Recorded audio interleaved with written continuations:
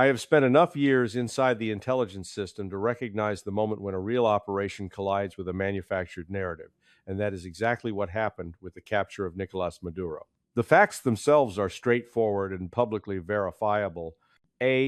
U.S. Directed operation resulted in the apprehension of the Venezuelan head of state, justified by the administration as a narrow, trigger-based mission aimed at a fugitive already indicted in U.S. courts. There were no American casualties reported, no prolonged troop deployment disclosed, and no prior congressional notification beyond what the White House later described as operational necessity. On paper, this was framed as a surgical action, not an act of war. But intelligence officers are trained to look beyond paper justifications and examine second and third order effects. What followed immediately was not strategic clarity, but political shock. House Democrats announced an emergency caucus meeting within hours, signaling that whatever planning existed inside the executive branch had not been matched by narrative preparation across the broader political system. That reaction matters. In intelligence terms, panic is data. When lawmakers react not with questions but with alarm, it usually means the underlying assumptions they were operating under have just collapsed. For years, Venezuela policy had been frozen in a familiar script: sanctions, recognition games, rhetorical condemnation, and intelligence estimates that treated regime change as a distant, hypothetical outcome. The capture of Maduro abruptly invalidated that script. The administration's public defense leaned heavily on secrecy, timing, and precedent, arguing that congressional consultation was impractical and that the mission resembled law enforcement more than warfare. I have heard that argument before, in contexts ranging from targeted killings to covert renditions. It is always technically defensible and strategically incomplete. What shattered the narrative was not the operation itself, but the exposure of how thin the shared understanding had become between intelligence, policymakers, and Congress. Emergency meetings are not convened because members suddenly discover constitutional theory. They are convened because political actors realize they are reacting rather than shaping. From an intelligence perspective, this is the first warning sign of deeper failure. When elected officials learn about world-altering events at the same time as cable news audiences, confidence in the system erodes. Allies notice. Adversaries notice faster. The capture of Maduro was not just a tactical success or failure to be debated later. It was a stress test of America's strategic narrative discipline. The immediate disarray in Washington revealed a familiar pattern. Intelligence used to justify action after the fact rather than to prepare the nation before it. That is how credibility starts to bleed, quietly at first, then all at once.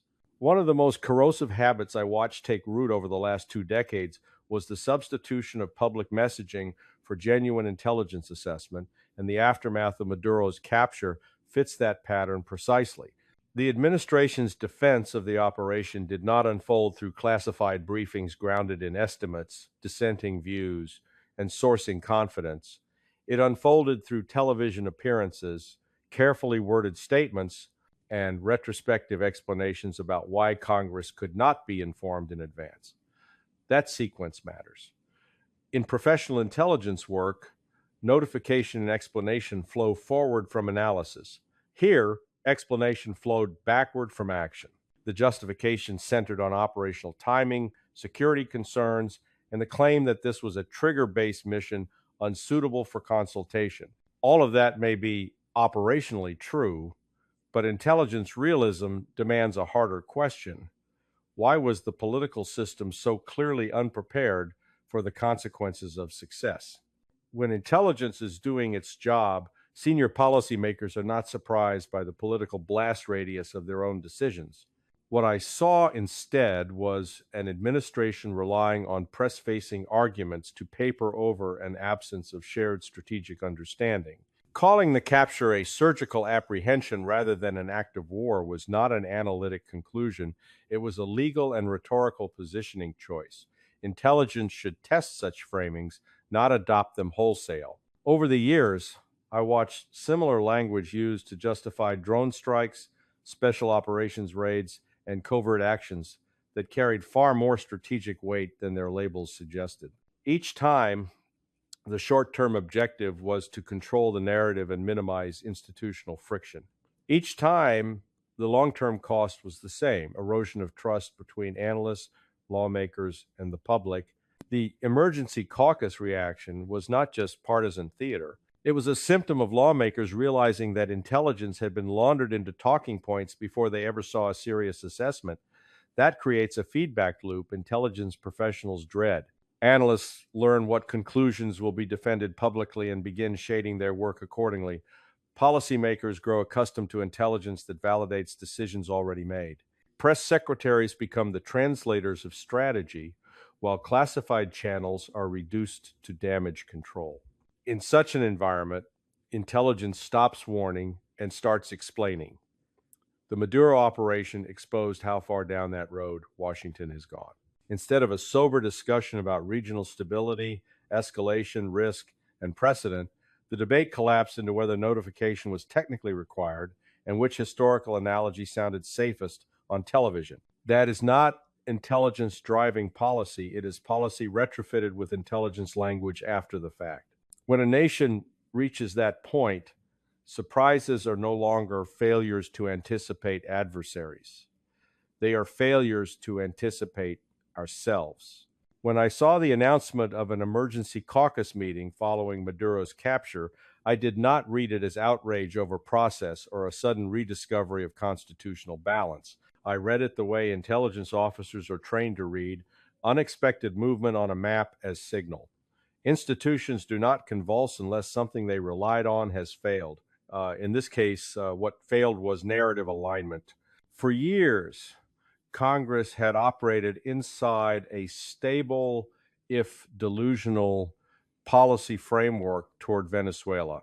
Maduro was denounced, sanctioned, rhetorically isolated, and safely contained within a box that allowed lawmakers to posture without consequence. Intelligence assessments reinforced the idea that the regime was brittle but durable, criminal but tolerable, hostile but manageable.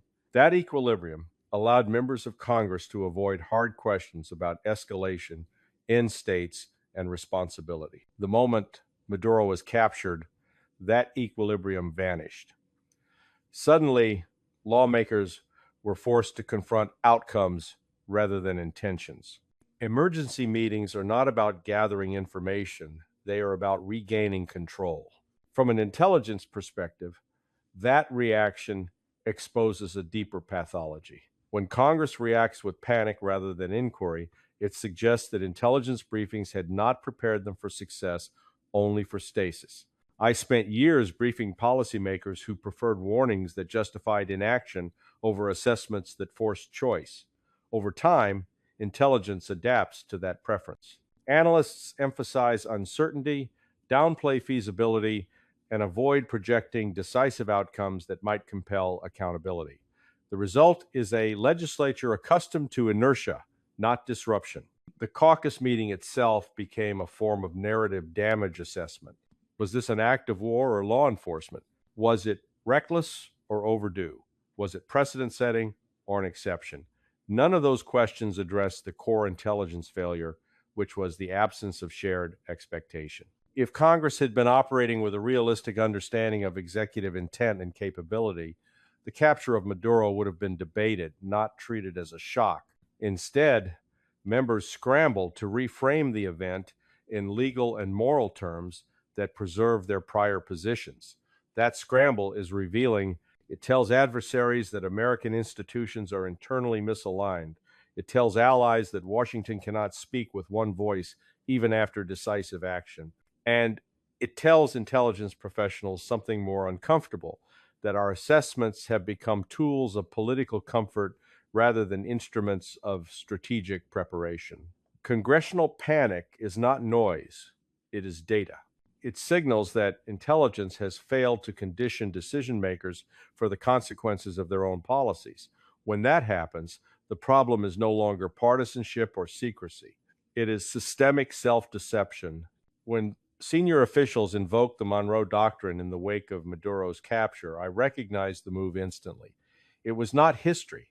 It was narrative insulation. The Monroe Doctrine has always been less a single policy than a flexible justification, stretched or ignored depending on American confidence and convenience. In intelligence terms, it functions as a symbolic framework, not an operational guide. Resurrecting it now was meant to signal strength and continuity, but it instead exposed how hollow our strategic vocabulary has become. Historically, enforcement of hemispheric dominance came with unmistakable fingerprints: overt troop deployments, prolonged occupations, explicit regime change objectives, and an acceptance of cost. None of that fits comfortably with the administration's insistence that this was merely a law enforcement style apprehension. That contradiction matters. Intelligence analysis depends on coherence between stated doctrine and observable action. Here, the two were spliced together for political effect. The invocation of Panama and Noriega was particularly revealing. That operation involved tens of thousands of troops, sustained combat, civilian casualties, and an unambiguous assertion of American control. To cite it while simultaneously denying that the Maduro operation constituted an act of war is not analytic reasoning. It is selective memory. What has changed since the Cold War is not America's capacity to act, but its willingness to admit what it is doing. Modern doctrine prefers ambiguity. Actions are framed as exceptions, enforcement actions, or defensive necessities rather than exercises of power. Intelligence is then tasked with making that ambiguity sound principled. I watched this shift accelerate after 9/11, when doctrines of preemption, counterterrorism, and law enforcement began to blur into a single rhetorical fog. The Monroe Doctrine, stripped of its historical context, becomes another prop in that fog. It reassures domestic audiences while sending mixed signals abroad. Adversaries do not hear principled defense of regional stability. They hear inconsistency. Allies do not hear resolve. They hear improvisation. From an intelligence standpoint, the danger lies in believing our own slogans. When doctrine is rebranded rather than debated, it stops guiding strategy and starts excusing it. The capture of Maduro was a decisive act, whether Washington admits it or not. Dressing it up in selectively remembered history does not make it safer or more legitimate. It makes it harder to assess honestly. Intelligence officers are trained to strip away labels and ask what an action actually communicates in the real world. In this case, it communicated that America still acts unilaterally in its hemisphere while pretending it no longer does. That disconnect is not lost on foreign intelligence services. They catalog it, exploit it, and wait for the next contradiction. One of the most dangerous evolutions I witnessed inside the system was the gradual conversion of intelligence into a legal instrument, and the Maduro case illustrates that shift with unusual clarity. The administration's preferred framing leaned heavily on indictments, narco-terrorism designations, and fugitive status, as if criminal procedure could substitute for strategic debate. I am not dismissing the underlying allegations. Many of them are well documented and publicly available. What concerns me is how legal classification has become a way to bypass strategic accountability. When intelligence assessments are repackaged as prosecutorial narratives, they stop asking the questions intelligence is meant to ask. Instead of evaluating state behavior, escalation dynamics, and geopolitical consequence, analysis narrows to whether an action can be defended in court or justified under domestic statutes. That is a profound distortion of purpose. Intelligence exists to inform national decision-making, not to provide plausible deniability. I watched this trend take hold during the expansion of terrorism designations in the post-9/11 era. Once an individual or entity is labeled criminal or terrorist, every subsequent action against them is framed as enforcement rather than policy. War powers become secondary. Congressional oversight becomes optional. Strategic risk is treated as a legal footnote. The Maduro operation followed that script. By emphasizing indictment and fugitive status, the administration avoided confronting the reality that capturing a sitting head of state is an inherently strategic act, regardless of the paperwork attached to it.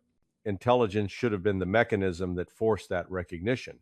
Instead, it was reduced to background justification. This legalistic framing also conditions analysts to think narrowly. Evidence is selected to support charges rather than to illuminate context. Countervailing information is dismissed as irrelevant to the case. Over time, intelligence products begin to resemble briefs, not assessments. That may satisfy lawyers, but it blinds policymakers. The strategic consequence is predictable. Adversaries learn that America's threshold for action is not coherent doctrine but legal maneuvering. Allies learn that policy can shift abruptly once the right label is applied. Inside the system, analysts learn that success is measured by defensibility, not accuracy. When intelligence becomes litigation, warning gives way to validation. The capture of Maduro was treated less as a geopolitical rupture than as a courtroom victory. That mindset explains why Washington seemed unprepared for the political and international fallout. The intelligence community had done its job as prosecutor, not as strategist. The hard lesson here is simple and repeatedly ignored. Legal authority cannot substitute for strategic clarity. When intelligence allows itself to be absorbed into litigation logic, it forfeits its most important function, telling leaders not just what they can do, but what doing it will actually mean. What made the Maduro operation especially revealing was not how Washington explained it to itself, but how it was inevitably read elsewhere. Intelligence professionals are trained to assess perception as rigorously as capability, and from that perspective, the operation landed in a far more dangerous environment than American officials publicly acknowledged. We no longer operate in a unipolar system where narrative coherence can be assumed or imposed. Russia, China, and Iran do not need to speculate about American intent. They study patterns. What they saw was an action wrapped in contradictory explanations, justified simultaneously as law enforcement, deterrence, historical precedent, and exceptional necessity. That kind of narrative fragmentation is not interpreted as strength. It is interpreted as uncertainty. In a multipolar world, uncertainty invites testing. For years, U.S. intelligence assessments warned that adversaries were probing for inconsistency rather than confrontation. They look for moments when American action outpaces American explanation, when internal debate lags behind external reality. The capture of Maduro provided such a moment. Public insistence that this was not an act of war sits uneasily beside the undeniable fact that the United States removed a sitting head of state through force or coercion. Adversaries understand that contradiction better than many in Washington do. They will not debate legal labels. They will update their assumptions about American thresholds. The strategic cost of narrative collapse is cumulative. Each time the United States insists that a major action is an exception rather than a policy signal, it erodes the credibility of future warnings. Deterrence depends on predictability, not surprise alone. When intelligence messaging becomes inconsistent, adversaries discount stated red lines and focus instead on domestic political constraints. They begin to assume that American resolve is episodic, driven by internal shocks rather than strategic design. Allies, meanwhile, face a different dilemma. They are asked to align with actions whose rationale shifts depending on the audience. That breeds hesitation, not loyalty. I watched this dynamic play out repeatedly in the Middle East, where allies learned to hedge because American explanations changed faster than realities on the ground. The Maduro episode fits that pattern. Intelligence realism demands an uncomfortable conclusion. In a multipolar world, narrative discipline is not cosmetic, it is operational. When Washington cannot articulate why it acts in terms that are consistent, limited, and credible, it teaches adversaries to wait, adapt, and exploit. The collapse of narrative coherence is not a communications failure. It is a strategic vulnerability, and it is one intelligence has flagged for years, only to watch it be ignored in favor of short-term political cover. After watching the reaction to Maduro's capture unfold, I am left with a conclusion that is neither dramatic nor new, but it remains stubbornly unlearned. The collapse of America's strategic narrative did not begin with this operation, and it will not end with it. What the episode exposed was a system that confuses action with strategy and justification with understanding. Intelligence was never meant to be a cosmetic layer applied after decisions are made. It exists to discipline power by forcing leaders to confront consequences before they act. In this case, intelligence appears to have been used to enable and defend, not to warn and prepare. That distinction matters. When intelligence fails in this way, the damage is not measured in immediate blowback, but in the slow corrosion of credibility. Congress was caught off balance because it had not been conditioned to expect decisive outcomes. Allies were left parsing mixed signals because doctrine had been replaced with improvisation. Adversaries observed not fear, but opportunity, noting how quickly Washington retreated into legalism, historical analogy, and media management once the fact of action could no longer be avoided. I have seen this cycle repeat too many times to mistake it for anomaly. It is what happens when institutions reward conformity over clarity and narrative safety over analytic honesty. Analysts learn to frame assessments so they will be accepted, not so they will be useful. Policymakers learn to treat intelligence as a shield rather than a guide. Over time, the system becomes very good at explaining itself and very bad at anticipating reality. The hard lesson is this: power exercised without narrative discipline does not deter, it destabilizes. Secrecy may be operationally necessary, but strategic silence is self-defeating. When intelligence does not prepare the political system for success, success itself becomes a shock. That is a failure more damaging than any missed warning. The capture of Maduro will be debated for years in legal, moral, and partisan terms.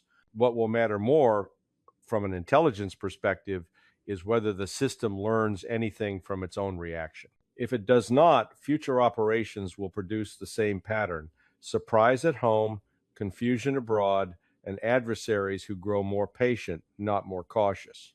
Intelligence cannot fix this alone, but it can refuse to participate in the fiction that narrative management is strategy. Until that refusal becomes institutional rather than individual, America's strategic credibility will continue to erode, not because it lacks power, but because it no longer knows how to speak honestly about using it.